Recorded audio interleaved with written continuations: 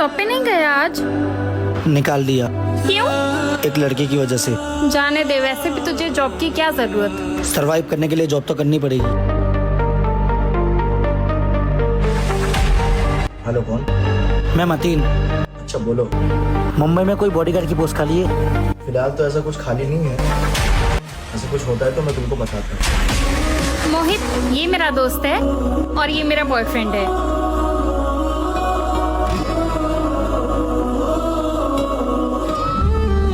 बेटा जा रहे हैं तो बहू को लेकर ही आना। अरे क्या यार, लड़कियों की तरह रोता रहता है। मिल जाएगी वो। स्ट्रांग बन थोड़ा। I am strong but tired. Hello. हाँ बोलो। रेडी हो जा, कैफे चलते हैं कॉफी पीने। ठीक है।